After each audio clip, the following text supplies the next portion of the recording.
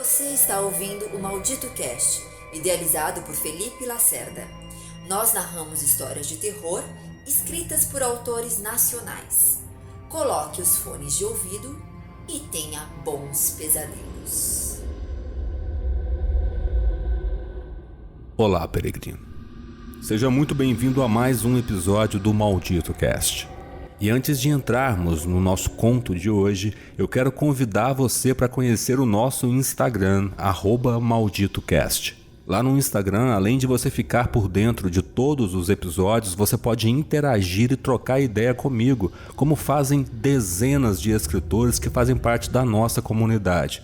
Além de participar de todas as decisões e nos ajudar a criar um podcast cada vez melhor, lá no Instagram nós fazemos divulgação de novos autores, divulgação de projetos, livros, contos e trabalhos relacionados à literatura de terror. Lá no Instagram nós fazemos também um trabalho com dicas de marketing para escritor, para que o seu livro e as coisas que você escreve consiga chegar em ainda mais pessoas. Todas as quartas-feiras nós fazemos uma live aula gratuita onde nós trabalhamos marketing diretamente para vocês, escritores, terem uma performance melhor na internet. Então, se você é escritor ou simplesmente gosta do nosso Maldito Cast, siga o nosso perfil no Instagram, @malditocast.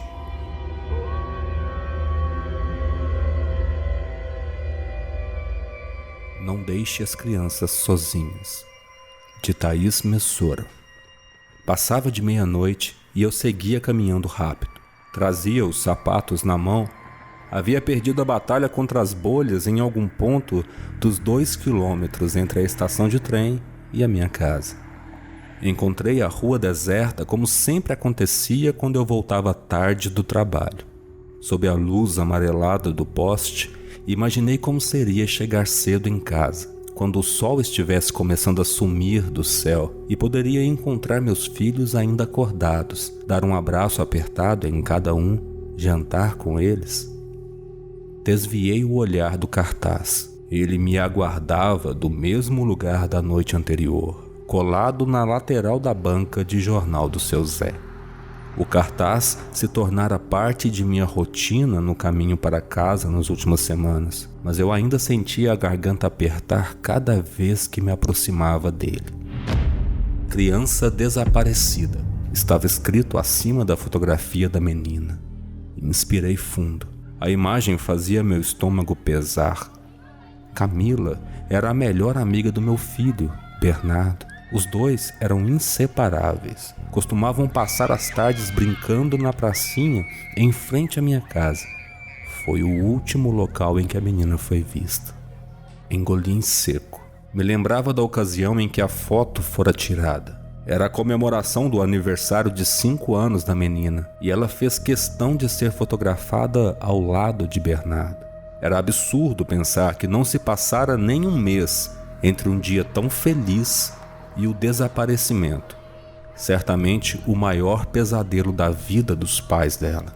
No cartaz que agora me encarava, a foto utilizada era uma das que Bernardo e Camila apareciam juntos. A imagem fora cortada para aparecer apenas a menina. Porém, a mãozinha de Bernardo permanecia visível ali, no ombro da amiga, numa advertência para mim de que meu filho também não estava seguro.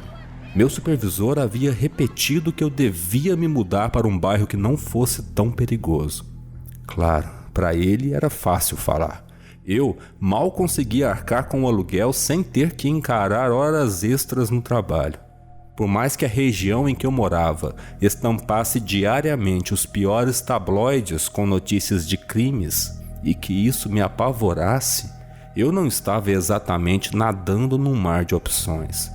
Metade dos meus dias era preenchida pelo dilema entre fazer mais horas extras para poder comprar coisas para meus filhos e passar algum tempo com eles. Desde que a amiguinha de Bernardo desapareceu, porém, minha preocupação era outra. Eu vinha comendo mal, meu sono era agitado, nem dava mais tanta importância às notas de Tiago que vinham caindo desde o início do ano ou as ligações da escola reclamando do comportamento hostil dele. Meus pensamentos estavam focados em encontrar formas de proteger meus filhos. Fiquei tão paranoica que os proibi de brincarem na pracinha. Passei a exigir que eles deixassem as portas e janelas fechadas mesmo se estivesse calor.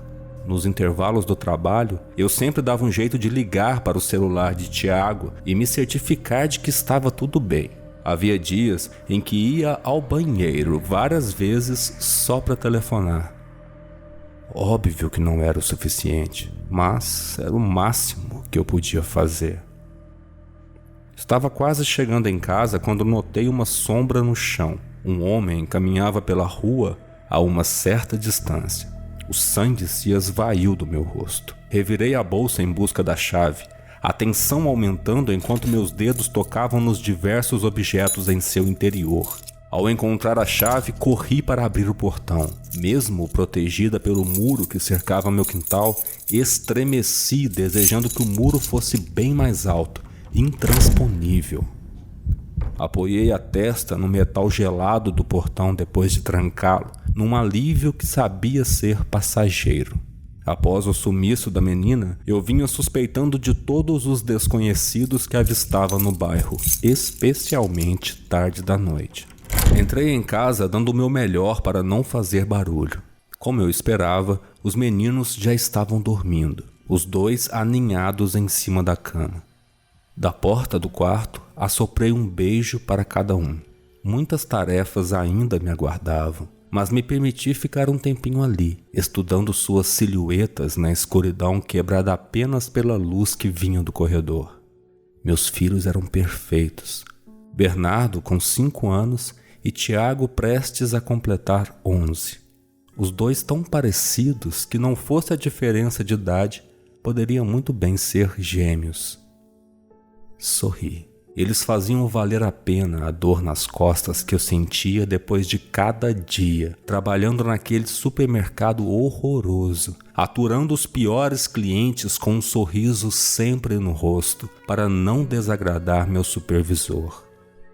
Massageei meus ombros cansados, pensando em como desejava uma vida diferente para eles, em que Tiago não precisasse tomar conta do irmão ao voltar da escola, em que eu pudesse levá-los para passear nos finais de semana ou ao menos comprar um bom presente para meus filhos no Natal. Depois de um banho frio, eu estava pronta para cuidar da casa. O trabalho de uma mulher nunca tem fim, minha mãe costumava dizer. Comecei pelos brinquedos de Bernardo, mais uma vez largados pela sala, apesar dos meus esforços para que ele os guardasse no baú. Nesse ponto, ele era o oposto do irmão. Tiago, desde cedo, tinha demonstrado um zelo quase obsessivo com seus pertences. Ainda na pré-escola, fazia questão de dobrar o uniforme ao chegar em casa, desajeitado no início, mas logo foi ganhando habilidade. Eu fui recolhendo os brinquedos e juntando todos para levar ao baú de uma só vez. Sob a almofada do sofá, encontrei o boneco Batman que pertencia a Tiago. Observei o objeto por um momento, com braços e pernas faltando. Tiago não seria capaz de estragar um brinquedo. Aquilo era obra de Bernardo. O cansaço do dia inteiro registrando produtos no caixa do supermercado cravou as garras em mim de uma só vez naquele momento. Era fácil visualizar a cena da manhã seguinte. Eu atrasada, tentando fazer com que os dois se arrumassem para a escola enquanto eles se ocupavam de brigar por causa do maldito boneco. Já podia ouvir os gritos de Tiago acusando o irmão de destruir tudo que era dele e o choro sofrido de Bernardo pedindo desculpas.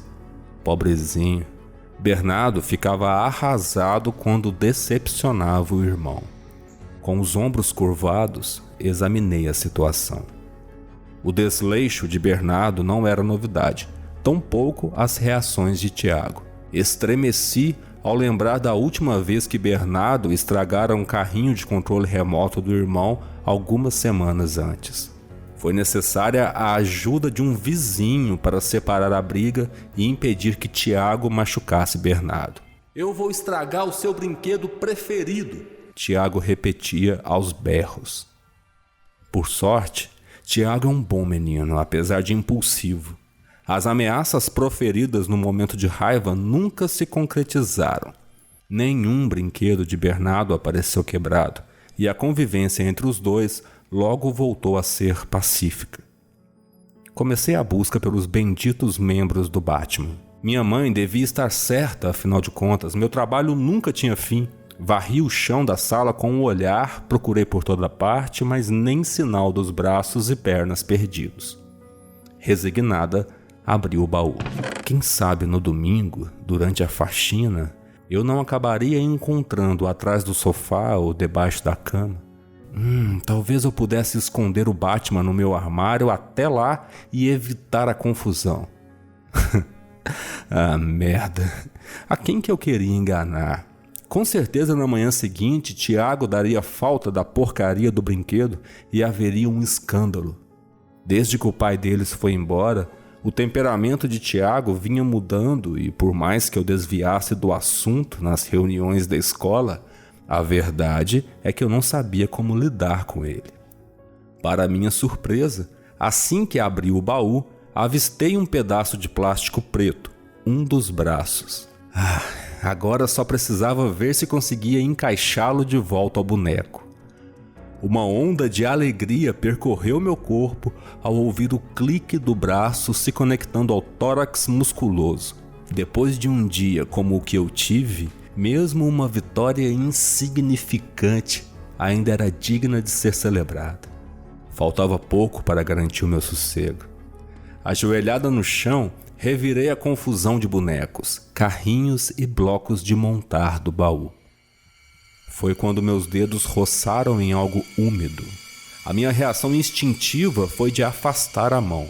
Apesar de não saber em que havia tocado, estava certa de que não era nada bom. Balancei a cabeça, rindo de minha própria reação exagerada. Não devia ser nada demais. Afinal, nada mais comum do que uma criança fazer bobagens. Eu mesmo havia batido a minha cota de traquinagens quando pequeno, brincando de comidinha com lama misturada a pedaços de macarrão cru que roubava do armário da cozinha. Tiago, sempre tão organizado e metódico, era quem havia me acostumado mal. O normal para quem tinha filhos era o caos, como minhas colegas de mercado diziam. Então resolvi esvaziar todo o baú e acabar de vez com o mistério. Precisei levar as 2 mãos à boca para conter a ânsia de vômito e o grito. Um dedo se destacava em meio às cores vibrantes dos brinquedos. A unha pequena denunciava ter pertencido a uma criança. Dei um passo atrás, a respiração acelerada. O que aquilo estava fazendo ali? Meu desejo era de arrancar meus filhos da cama e abandonar aquela casa para sempre. Quem seria capaz de fazer uma atrocidade dessas com uma criança? Pressionei os olhos. Não era difícil imaginar o que devia ter acontecido. Bernardo devia ter encontrado o dedo ao brincar na pracinha. Não seria a primeira vez que Tiago teria ignorado a minha proibição e ido ao local com o irmão. Essa era a única explicação. Um nó se formou em minha garganta ao imaginar o choque que seria para os pais da menina desaparecida. Minha vida seria destruída se algo acontecesse a um dos meus filhos. Lágrimas embaçavam a visão daquela anomalia entre os brinquedos. A culpa era minha, não havia dúvidas. Eu havia deixado meus filhos sozinhos, mesmo depois do desaparecimento de Camila, mesmo sabendo que o bairro era dos mais perigosos. Enquanto eu recuava em direção ao corredor, meus olhos permaneciam fixos naquela coisa que me encarava do meio dos brinquedos.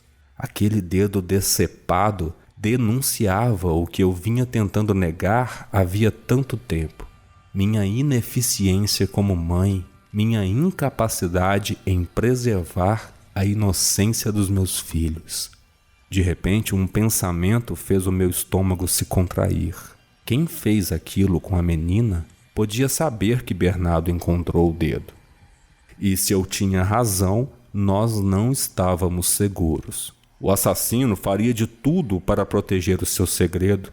Podia, inclusive, ser o homem que estava me seguindo quando eu cheguei em casa.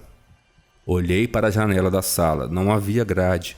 Se alguém pulasse o muro para nos atacar, certamente entraria por ali. Corri para verificar se a janela estava devidamente fechada. Mesmo sabendo que uma pessoa capaz de sequestrar e matar uma menina não teria dificuldade em quebrar um vidro se desejasse. Minhas mãos tremiam. Eu precisava ligar para a polícia, manter meus filhos seguros até que os policiais chegassem. Mãe, quase caí para trás ao me virar e encontrar Tiago parado no corredor. Sob seu olhar duro, tive certeza de que ele julgava meus erros. Sem saber bem como reagir, sequei afobada as lágrimas do rosto. Estava tão desesperada que nem tinha percebido que Tiago havia acordado. Me posicionei em sua frente para que ele não visse o que havia na sala. Anda, filho, tá tarde. Vamos para o quarto. Eu apoiei a mão em suas costas para conduzi-lo para longe dali. Ele resistiu e, para meu desespero, apontou para o meio dos brinquedos. Um tremor percorreu meu corpo.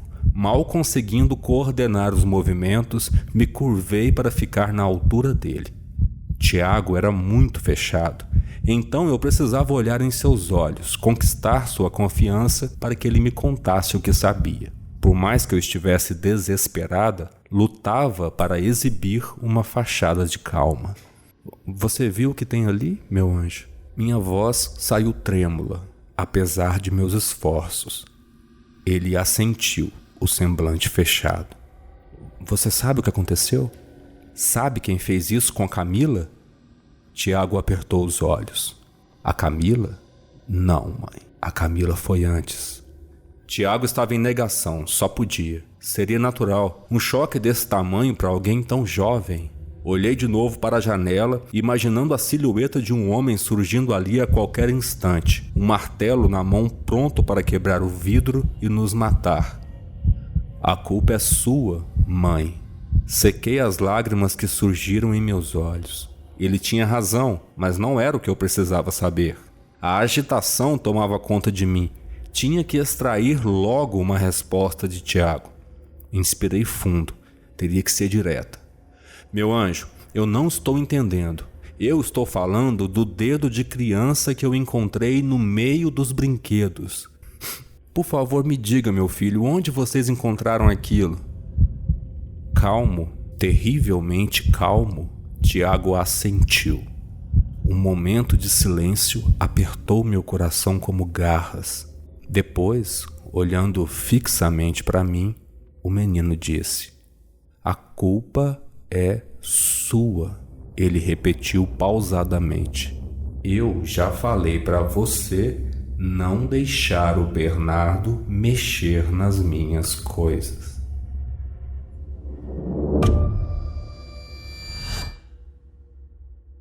Você ouviu o Maldito Cast? Deixe seu comentário e seu like. É muito importante para divulgar o nosso trabalho. Compartilhe esse episódio com mais pessoas que também amam histórias de horror. E siga nosso perfil no Instagram, @malditocast. Obrigada pelo seu tempo e até o próximo episódio.